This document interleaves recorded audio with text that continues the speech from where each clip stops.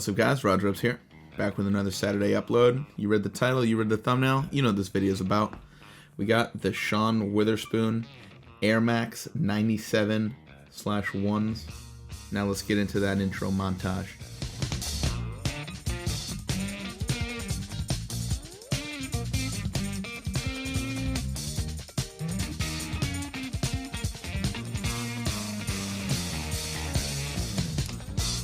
Alright, and back from the montage. These are the Sean Wotherspoom Air Max 97/1s. An odd and interesting name for an even more interesting sneaker. The backstory on this specific pair of sneakers is super interesting, and I highly recommend watching the little mini documentary video about them, which I will link in the comments below. Many people worked with Sean Wotherspoom to collaborate and create this pair of shoes, including Ben Baller and ASAP Nast.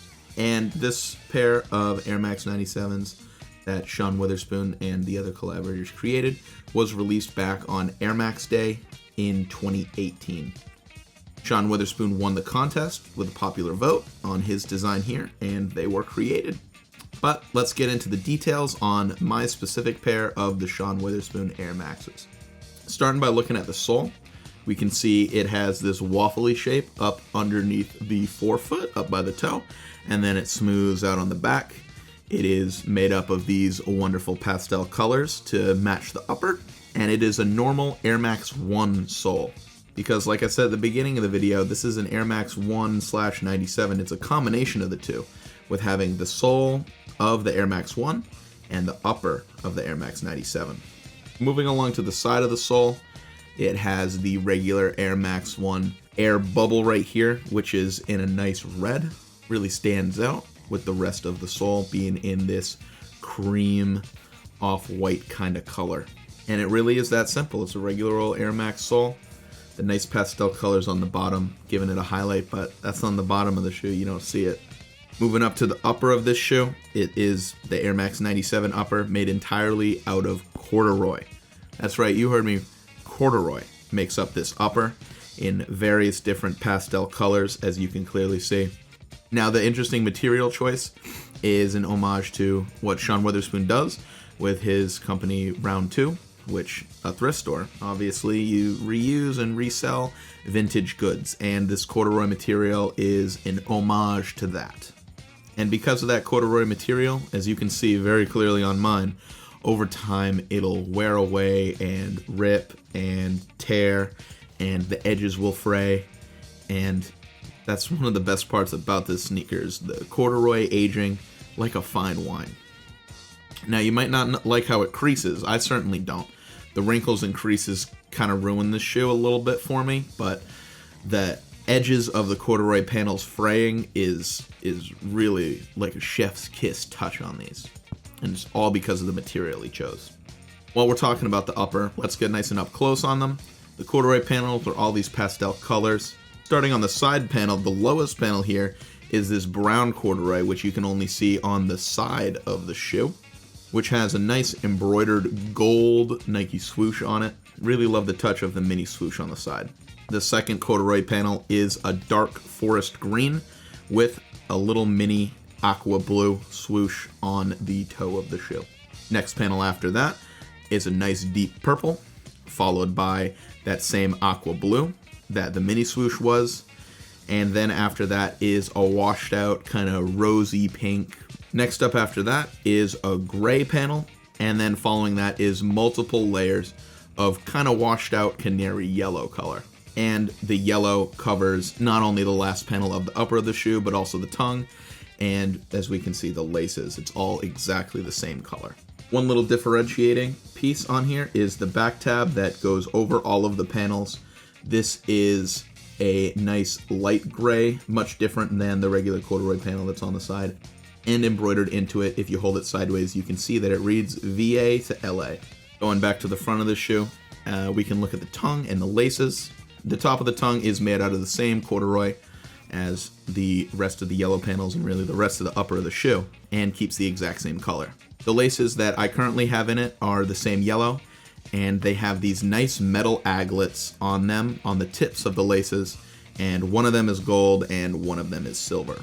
Also, another touch on the tongue here, behind the top of the laces, is this little Nike logo, which is a patch, and you can rip it off. Underneath is the little Velcro, which has a little Nike swoosh embroidered, but the Sean Wotherspoom Air Maxes come with these little patches that you can stick on.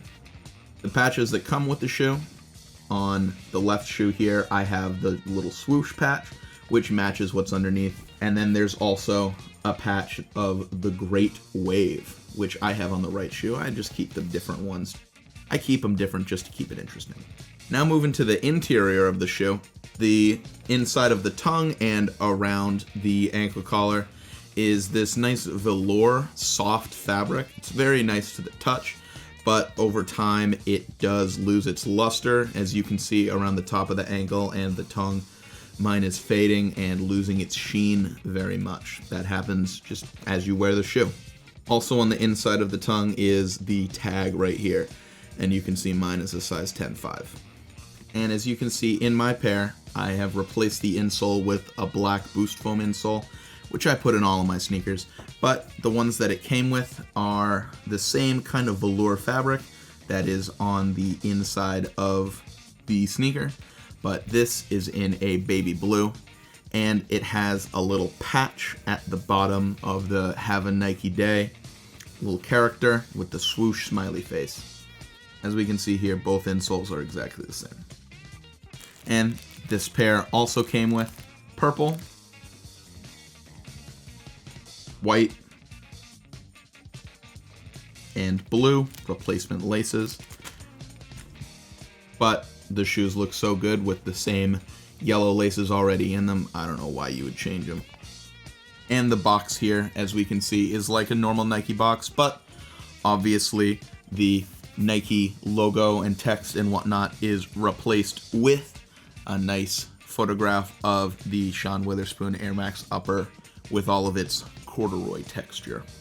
This is also on the sides of the box, just the Nike logo is replaced with that texture. The rest of the box is perfectly normal. Regarding comfort and sizing, I got my true to size and they fit me perfectly fine, but if you're wondering, I would just go to a sneaker store or a Nike store and try on a pair of Air Max 97s, or any Air Maxes really, and see how they fit you. The upper of the shoe is nothing to write home about. They feel pretty stiff on your feet because of the corduroy material. It doesn't crease very well, and they're completely middle of the road. They're not comfortable at all, but they're not uncomfortable. And the sole is just like an Air Max 1. It's not super comfortable by today's standards, but at least it's not a flat shoe like a Chalk or a Jordan. Living in a world of boost foam, where that's the standard for comfort, these are like absolutely nothing. In my pair, I do have my insert of boost foam as the insole.